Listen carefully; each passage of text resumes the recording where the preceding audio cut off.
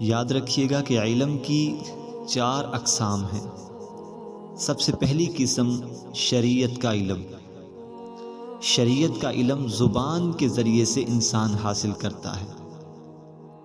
مثلاً کسی مدرسے میں داخلہ لے لیا اور وہاں کتابوں کا علم حاصل ہو گیا، یا گھر کے اندر کتابیں لے کے آئے، کتابوں کا مطالعہ کیا، تو جو علم حاصل ہوا اس اسلامی علم کا نام شریعت کا علم ہے۔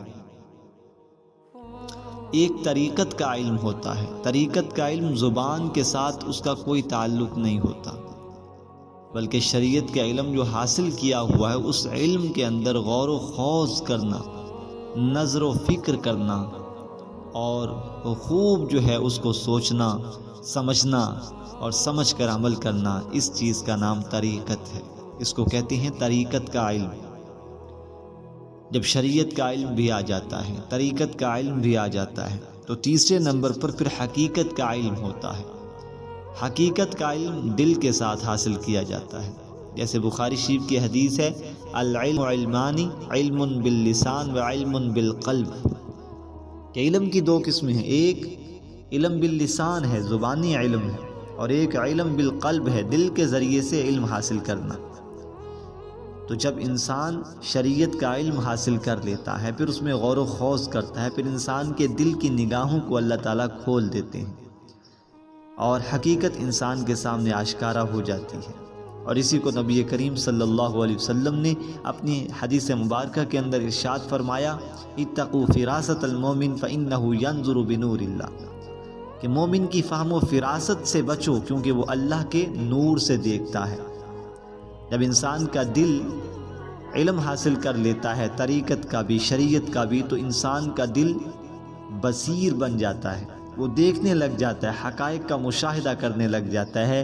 تو آخر میں جب حقائق انسان کے سامنے کھلتے ہیں تو آخر میں آتا ہے معرفت کا علم، اللہ تعالیٰ کی پہچان کا علم۔ اس کا تعلق نہ زبان سے ہے، نہ غور و خوض سے ہے، نہ دل سے ہے، بلکہ اس کا تعلق پھر براہ راست انسان کی روح کے ذریعے سے ہو جاتا ہے۔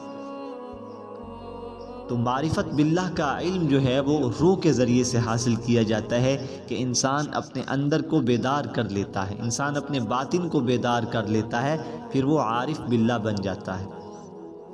اب سمجھیے کہ روزہ جو ہے، ایک ہے شریعت کا روزہ۔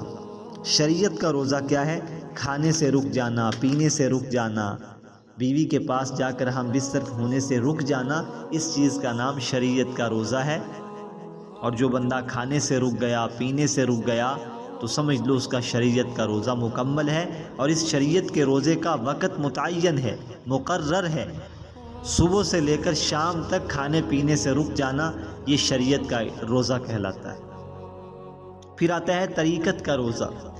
طریقت کا روزہ کیا ہے؟ کہ تمام اعضاء کو ظاہر میں، باطن میں، محرمات سے، نواہی سے اور ذمائم یعنی بری چیزوں سے روک لینا، یہ ہے طریقت کا روزہ۔ اور یہ بہت بڑا روزہ ہے، اور طریقت کا روزے کا وقت یہ قیامت تک کے لیے ہے، قیامت تک کے لیے، موت تک کے لیے، یعنی جب تک انسان زندہ رہے گا تب تک بری چیزوں سے اور منیانو سے، جس سے رسول اللہ نے روکا ہے، اور بری خصلتوں سے رک جانے کا نام طریقت کا روزہ ہے۔ اور اس کا وقت انسان کی موت تک ہے، سب سے لمبا روزہ۔ اور اس کی افطاری کب ہوتی ہے؟ جنت الفردوس کی بے شمار قیمتی نعمتوں کے ذریعے سے اللہ اس کی افطاری کرواتے ہیں۔ اس سے بڑھ کر پھر آتا ہے حقیقت کا روزہ۔ ایک شریعت کا روزہ، اس کا وقت مقرر ہے، طریقت کا روزہ موت تک ہے، پھر حقیقت کا روزہ، سب سے بڑا روزہ یہ ہے۔ وہ روزہ کون سا ہے؟ کہ انسان اپنے دل سے تمام کی تمام خواہشات کو نکال لیتا ہے، تمام کے تمام عزائم کو نکال کر پھینک دیتا ہے۔ ایک اللہ کی ذات انسان کے دل کے اندر آ جاتی ہے، انسان کے ہاتھ پھر وہی کرتے ہیں جو اللہ چاہتا ہے، انسان کی آنکھ وہی دیکھنے لگ جاتی ہے جو اللہ چاہتا ہے، انسان کی زبان وہی کرنے لگ جاتی ہے جو اللہ کہلواتا ہے، انسان کے پاؤں اسی طرف چلنے لگ جاتے ہیں جو جس طرف اللہ تعالیٰ کو منظور ہو، یعنی وہ سراپے احکامات خدا بندی میں غرق ہو جاتا ہے۔ اور اس چیز کا نام حقیقت کا روزہ ہے، یہ سب سے بڑا روزہ شمار ہوتا ہے۔ اب ہم اپنے اندر غور کریں کہ ہم کون سا روزہ رکھنے والے ہیں۔ اللہ تعالی ہمیں ان 3 روزوں پر مستقل استقامت کے ساتھ عمل کرنے کی توفیق عطا فرمائے۔